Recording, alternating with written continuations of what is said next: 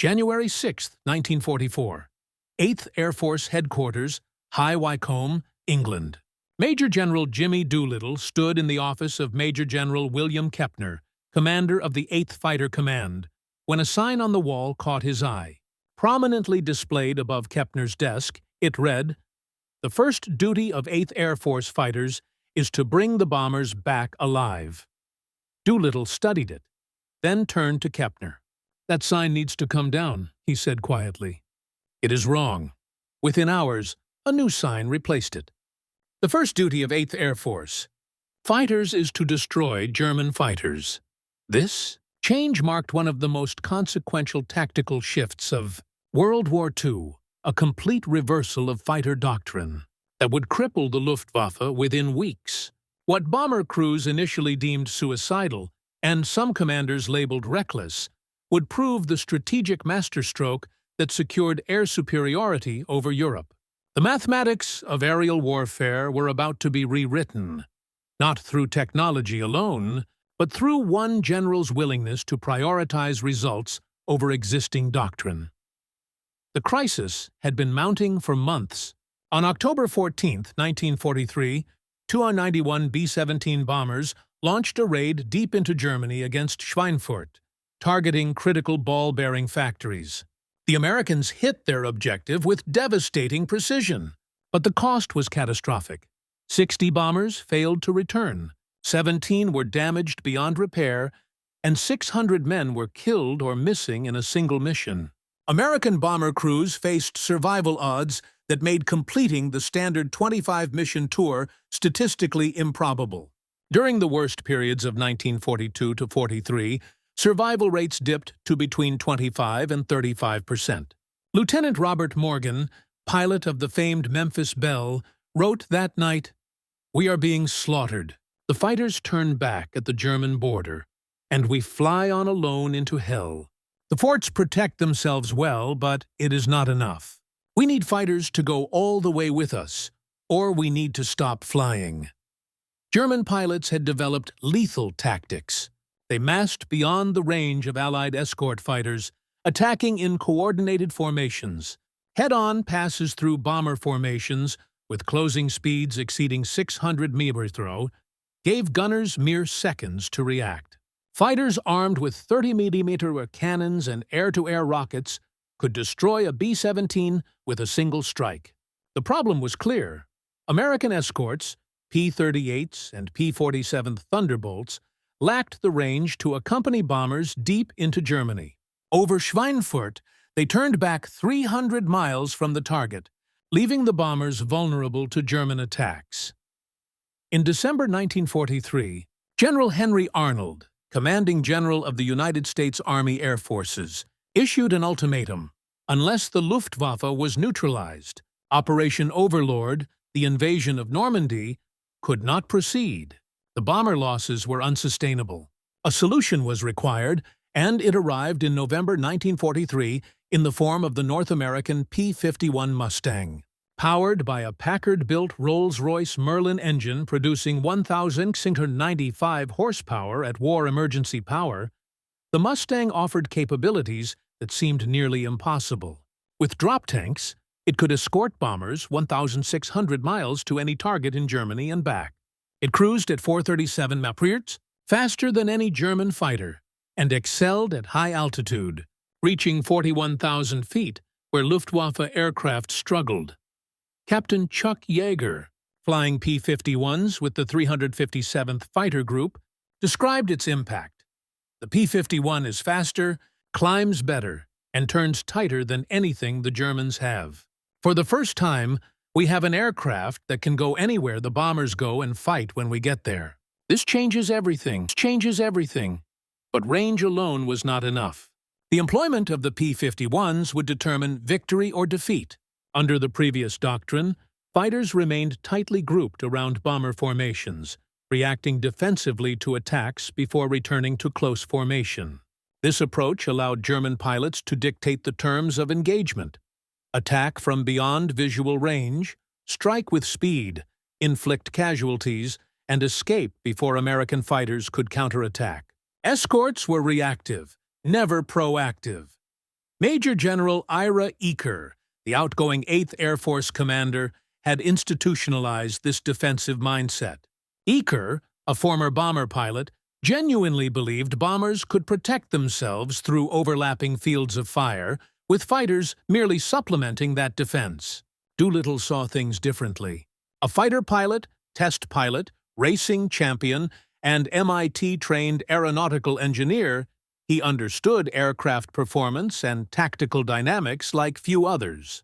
His April 18, 1942 Doolittle raid on Tokyo had demonstrated audacity, technical skill, and strategic brilliance, earning him the Medal of Honor. On January 6, 1944, Doolittle issued a revolutionary order to General Kepner. Fighters would no longer remain defensively close to the bombers. Instead, they would range up to 50 miles ahead and 25 miles to either side, actively seeking out German fighters, turning escort missions into aggressive, offensive operations that would redefine air combat over Europe. After bombers completed their attacks and turned for home, American fighters would not return with them. Instead, they would sweep across Germany at low altitude, strafing airfields, destroying aircraft on the ground, attacking trains and fuel depots. The goal was not just to protect bombers, but to destroy the Luftwaffe completely.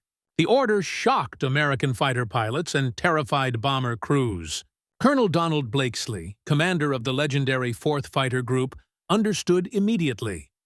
"This is what we have been asking for," he told his pilots. "Freedom to hunt. We are no longer shepherds guarding sheep. We are wolves." But Lieutenant Colonel Jim Howard, operations officer of the 304th Fighter Group, captured the bomber crew's perspective. "The men flying the forts and liberators think we are abandoning them. They believe fighters leaving them alone to hunt Germans elsewhere is insanity. They do not understand that killing German fighters before they reach the bombers is better protection than shooting them down after they attack."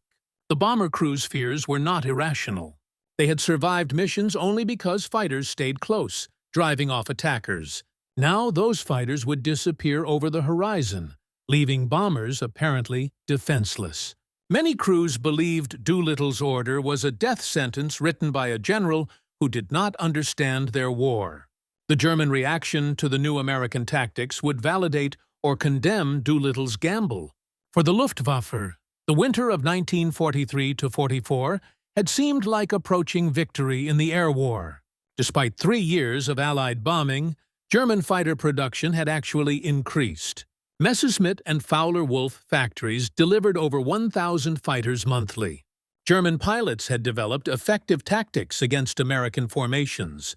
The heavily armed Sturbach-Foucault 190 fighters, carrying heavy cannons in underwing pods, could destroy bombers with a single attack run. These were escorted by faster Mess's 109 fighters, whose job was to tie up American escorts while the Sturmmacher massacred the bombers. Major General Adolf Galland, commander of German fighter forces, believed the Luftwaffe was winning the attrition battle. In November 1943, he reported to Reichsmarschall Hermann Göring that American bomber losses were unsustainable. "If we maintain this pressure," he wrote, "the Americans will be forced to abandon daylight bombing by spring." But Galland's analysis contained a fatal blind spot. He focused on aircraft production numbers while overlooking pilot attrition. Germany was building fighters faster than the Allies could destroy them on the ground or in factories. But Germany could not replace experienced pilots at anywhere near the rate they were being killed in combat. In 1943, the Luftwaffe lost nearly 3,000 fighter pilots killed, wounded, or missing. Training time for new pilots had been cut from 250 hours to 150 hours to meet demand. New German pilots were entering combat with barely enough skill to fly their aircraft, let alone fight effectively against experienced American aviators. Feldwebel Hans Dammers, a Mess's 109 pilot with 8 victories, wrote to his brother in January 1944 describing the problem. "The new pilots last 3, maybe 4 missions before they are killed. They do not know how to dogfight. They cannot work with their wingmen. They freeze when attacked. We veterans must protect them while also fighting the Americans. It is becoming impossible. The weather in early 1944 delayed the test of Doolittle's new tactics. Winter storms grounded bombers for days at a time. But on January 29th, when over 800 bombers launched against Frankfurt, the new American fighter tactics debuted. P-51 Mustangs from the 357th Fighter Group roared ahead of the bomber stream at 28,000 FT, flying in loose formations that maximized visibility and reaction time.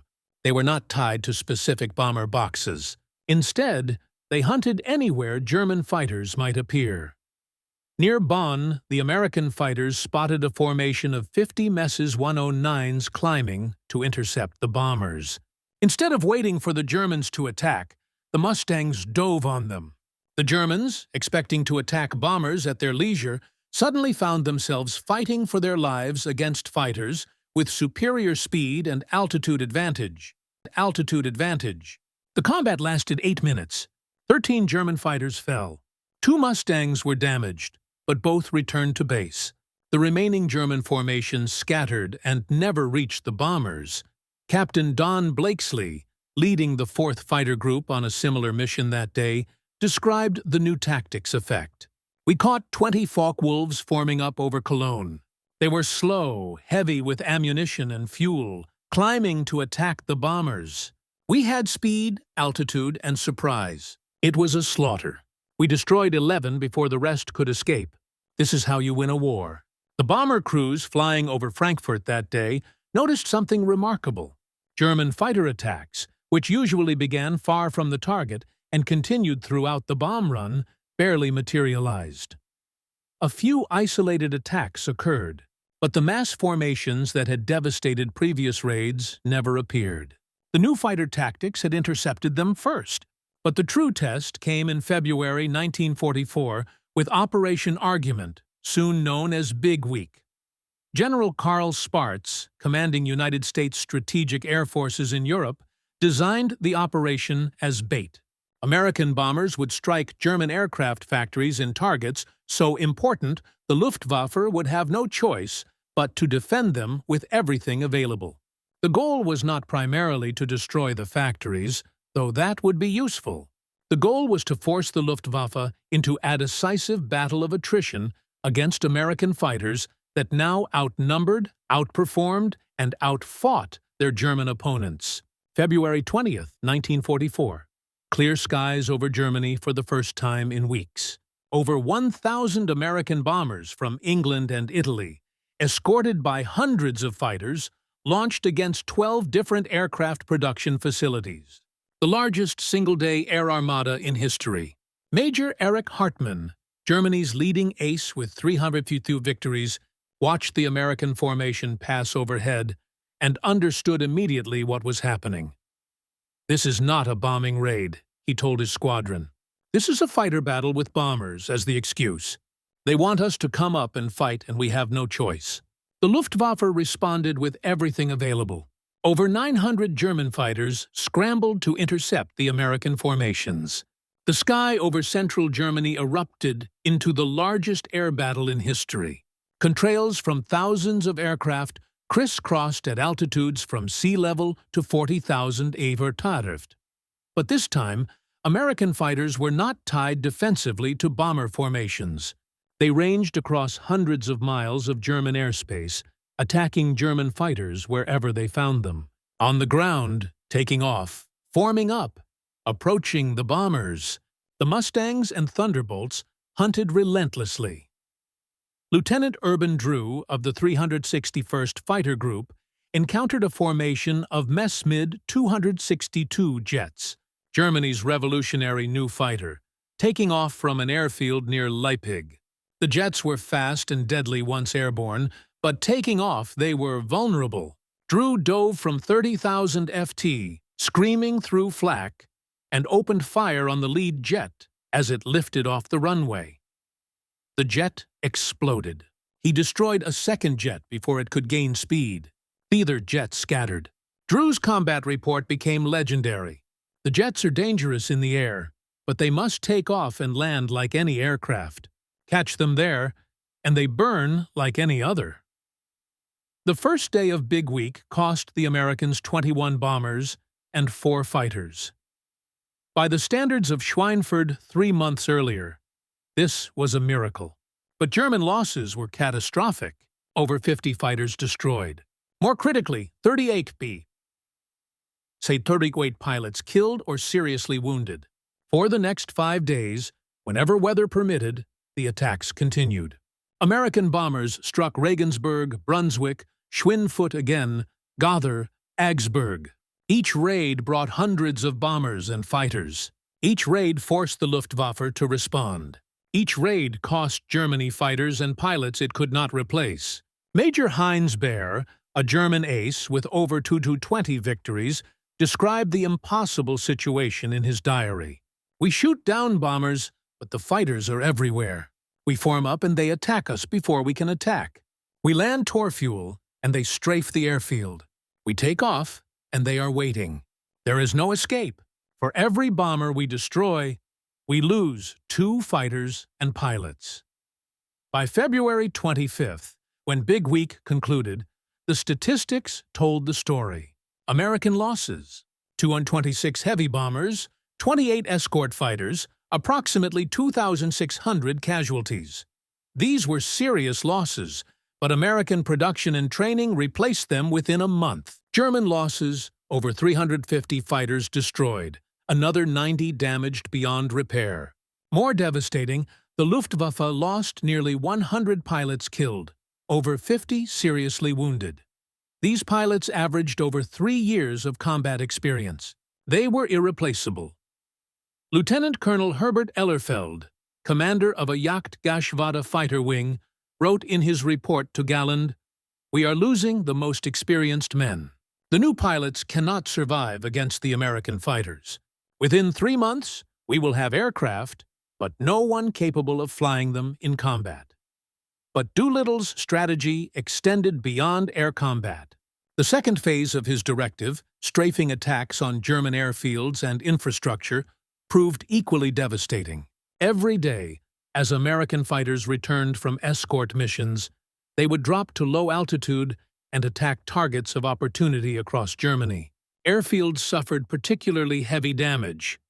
Fighters parked in the open, aircraft in maintenance, fuel trucks, hangars, all became targets. German pilots described returning from combat missions to find their home airfields under attack, forced to divert to alternate bases or land amid strafing runs. Major Gunther R., a Luftwaffe ace with 275 victories, described the psychological impact. "We used to feel safe on our own airfields. Nowhere is safe. The Americans attack morning, noon, and evening. Pilots survive combat only toady on the ground. Mechanics are killed servicing aircraft. Fuel trucks explode. We cannot maintain operations under constant attack." The cumulative effect began showing in March 1944 when 8th Air Force launched its first major raids on Berlin itself. On March 6th, 730 bombers escorted by 800 fighters struck the German capital. The symbolic and strategic importance of Berlin meant the Luftwaffe had to respond with maximum effort. They did. Over 150 German fighters engaged the American formations. The resulting battle raged across hundreds of miles as fighters clashed, while bombers pressed toward their targets. When the tally was complete, the Americans had lost 69 bombers and 11 fighters. The Germans lost 160 aircraft destroyed and another 50 damaged. The pilot casualties were staggering. Nearly 70 experienced fighter pilots killed or wounded in a single day. For the Luftwaffe, it was a disaster from which recovery was impossible. Captain Johannes Wiese, Group Commander of 1st Group Jagdgeschwader 52, survived the March 6th battle and wrote that evening, "Today I watched the German fighter arm die. We threw everything against them and it was not enough. They shot us down faster than we could shoot them down. Their losses are temporary. Ours are permanent. The war is lost." Between January and May 1944, The cumulative attrition became unsurvivable for the Luftwaffe. German fighter pilot losses exceeded 1,000 men killed, wounded, or missing. This represented nearly 1/4 of all fighter pilots available at the start of the period. More critically, the losses fell heaviest on the most experienced pilots. The veterans, the men with dozens or hundreds of victories, the squadron and group commanders, the instructors, were systematically killed. They died because they were the most aggressive, because they led from the front, because they tried to protect the inexperienced newcomers. 28 German aces with over 30 kills died between January and May. 8 aces with over 100 kills were killed or captured. Each of these men represented years of training and combat experience. Each was literally irreplaceable. The training pipeline could not keep pace.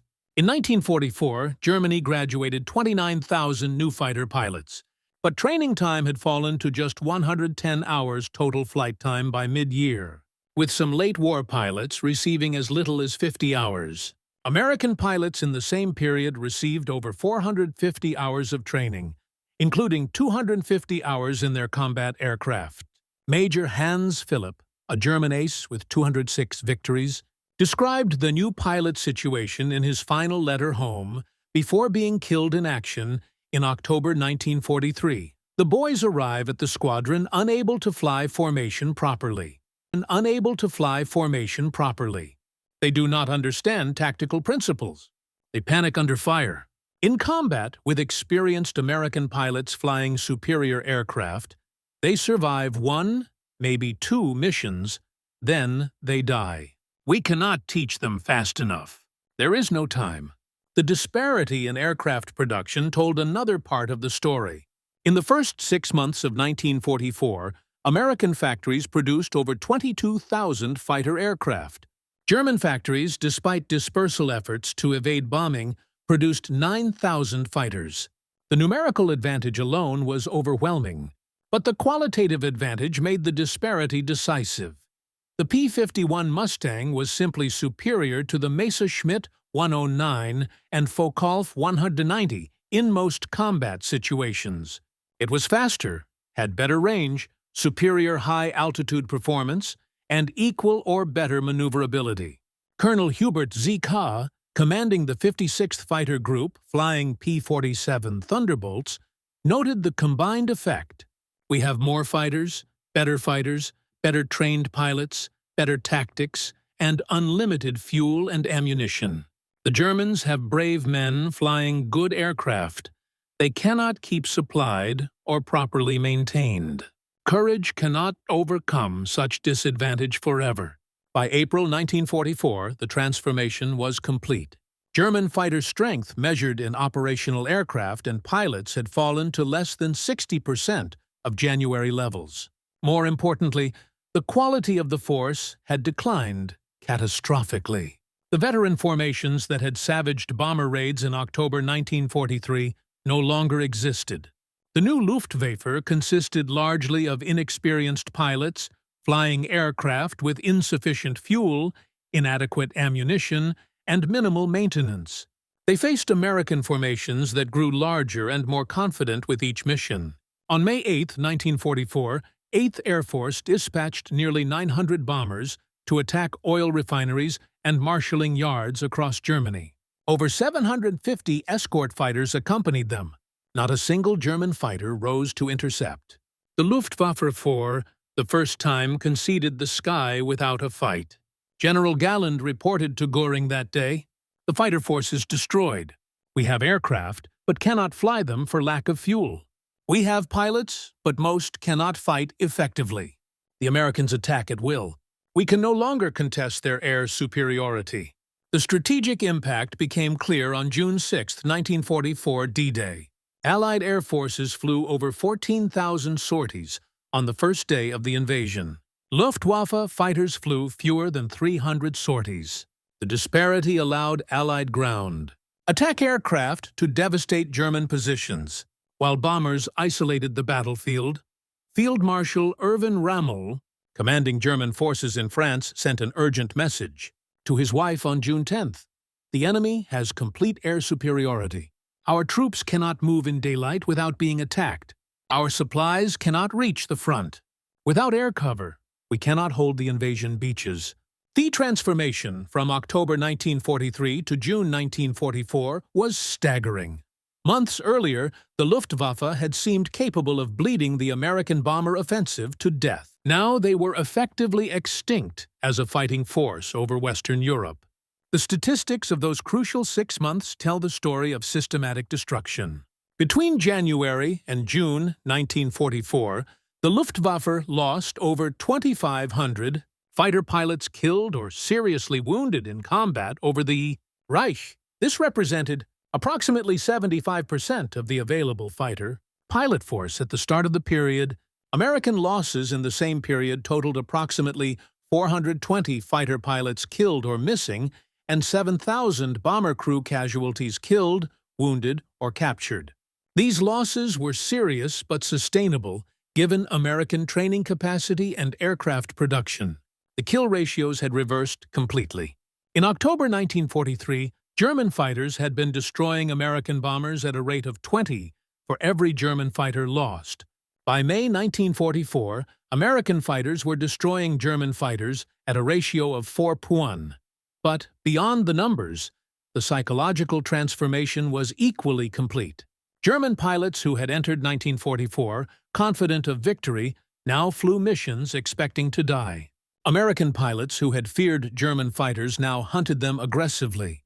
Captain Don Gentile of the 4th Fighter Group, who finished the war with approximately 20 aerial victories, described the change.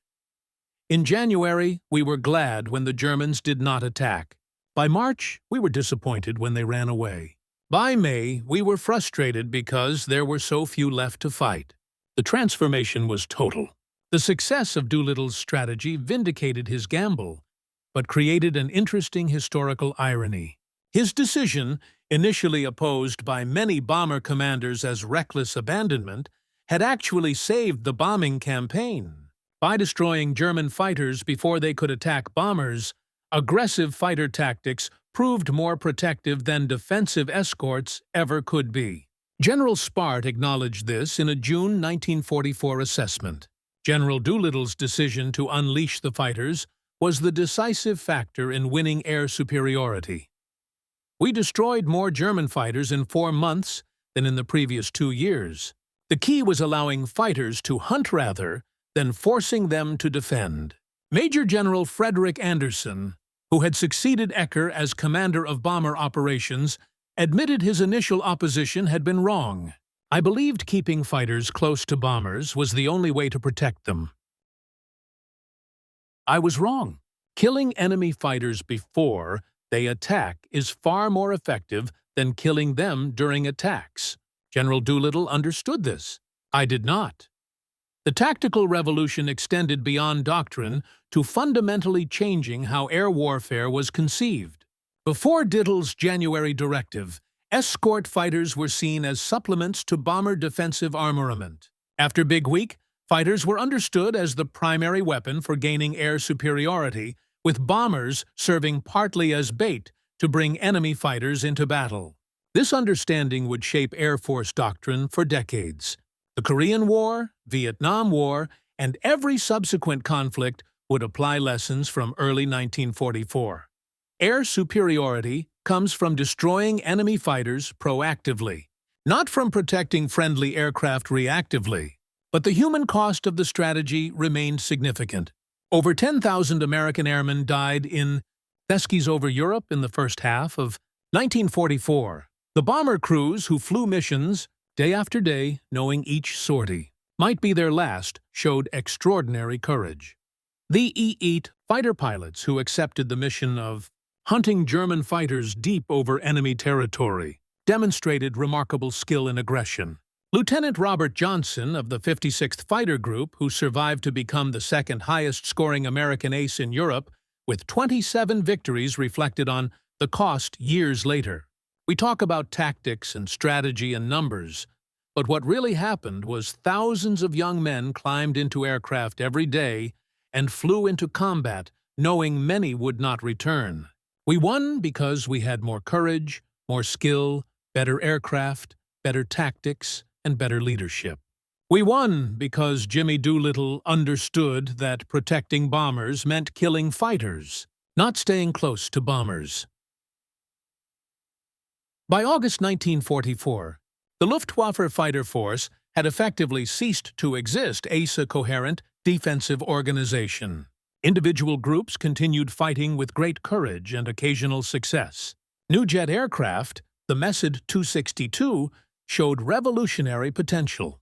But the systematic destruction of the pilot force in the first half of the year could not be reversed.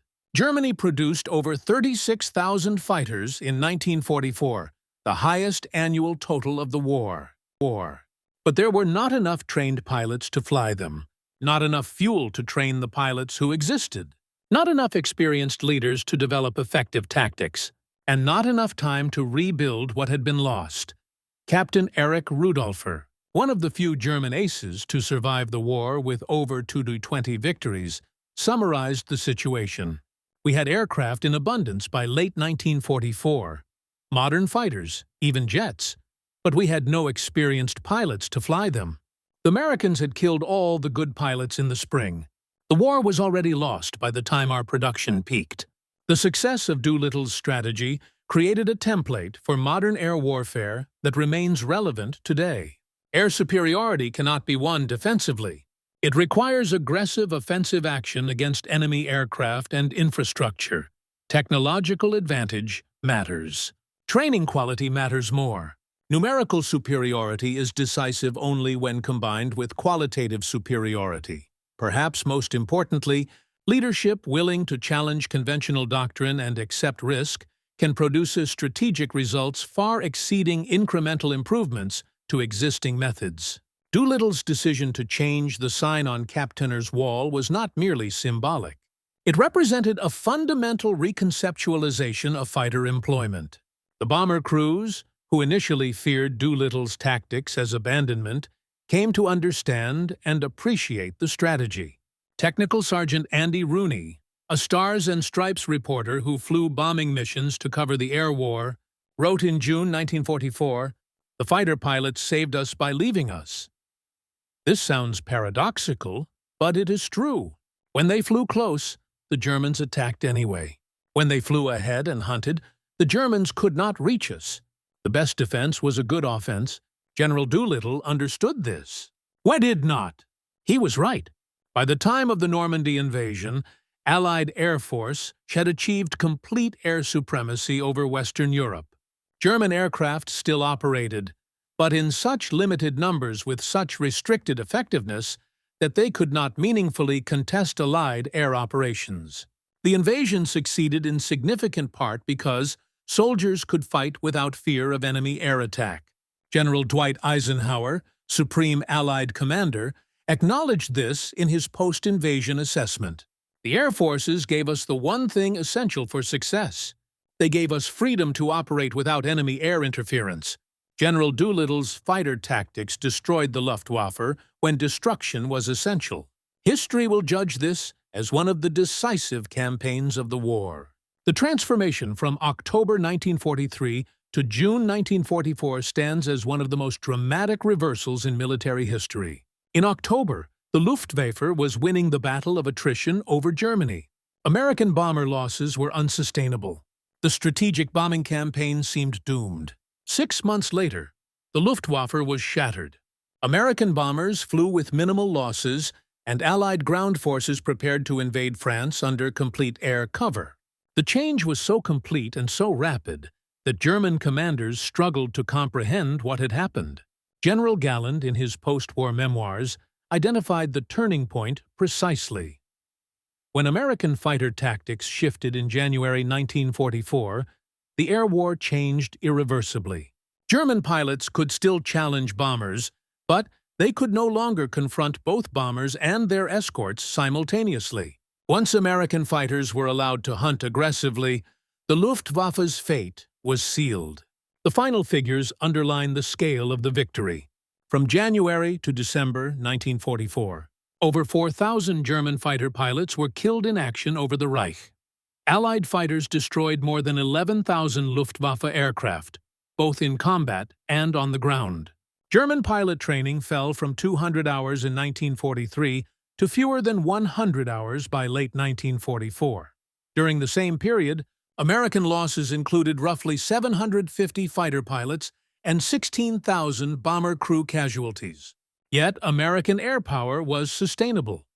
Training schools graduated over 35,000 new pilots in 1944, and U.S. factories produced more than 63,000 military aircraft. The combat-kill ratio reversed dramatically. In 1943, Luftwaffe fighters had averaged 1.2 kills per loss. By 1944, American fighters achieved 3.7 kills for each loss, rising to over 7.1 by 1945. Equally revealing was pilot experience. In January 1944, the average German fighter pilot had 200 hours of combat experience. By January 1945, it had dropped below 50.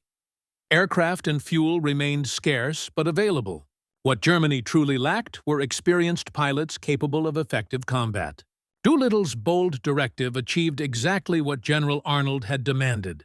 It eliminated the Luftwaffe as a credible fighting force before Normandy. It demonstrated that offensive fighter tactics, rather than passive escorting, secured air superiority. Protecting bombers meant destroying the enemy, not merely shadowing friendly aircraft. The human cost was immense. More than 26,000 American airmen died over Europe, exceeding the entire U.S. Marine Corps casualties in the Pacific. The 8th Air Force alone suffered over 47,000 casualties. These men secured air dominance through skill, courage, and sacrifice. For German pilots, the campaign was catastrophic. Young men, some barely out of their teens, entered cockpits knowing survival was unlikely. Many aces, veterans, and squadron leaders perished. Few survived. Even the war's leading ace, Major Erich Hartmann, survived primarily because he fought on the Eastern Front. Afterward, he acknowledged the reality. Over Germany in 1944, Americans had better aircraft, more aircraft, superior pilots, and tactics that overwhelmed them. Doolittle's decision, once controversial, proved brilliant. By changing the sign in Kiap-Tenner's office on January 6th, he redefined the role of fighter aircraft. The first duty of a fighter is to destroy enemy fighters. Everything else followed. Bombing raids, the destruction of German infrastructure, and the protection of Allied ground forces became possible because American fighters systematically eliminated their opponents in months of intense combat. What seemed reckless at first became the only viable path to victory. Military historians still identify that January directive as the pivotal turning point in the air war over Europe. Fighters were no longer defensive escorts. They were offensive weapons. Bomber crews learned this firsthand and survived because fighters struck the Luftwaffe before it could attack. German pilots learned the lesson too late. The campaign illustrated enduring truths. Offensive action protects better than defensive posture. Superior training produces decisive results even when outnumbered. And technological advantage combined with tactical innovation achieves strategic dominance. Leadership that challenges orthodoxy and accepts calculated risk can reshape the battlefield. By June 6, 1944, when Allied forces landed at Normandy, the Luftwaffe was absent from the skies, hunted to near extinction. A single general's decision to change fighter doctrine had achieved what years of bombing could not. The first duty of fighters, as Doolittle demonstrated, is to destroy enemy fighters.